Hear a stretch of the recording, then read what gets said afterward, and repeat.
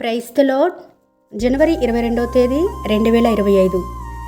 ఈరోజు దేవుని వాక్యము లూకా సువార్త 1వ అధ్యాయము 13వ వచనము.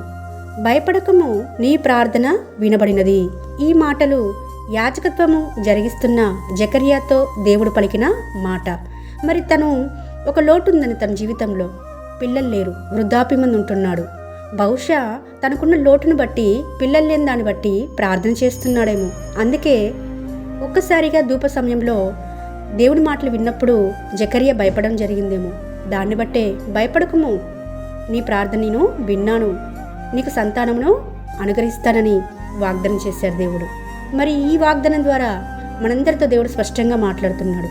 మన జీవితాల్లో కూడా ఏదో ఒక లోటు ఉండే ఉంటుంది. పిల్లలు లేరని కావచ్చు, ఉద్యోగం లేదని కావచ్చు, లేకపోతే ఇంకా వివాహం కావట్లేదని కావచ్చు. ఇలా రకరకాల లోట్లు ఉంటూ ఉంటాయి.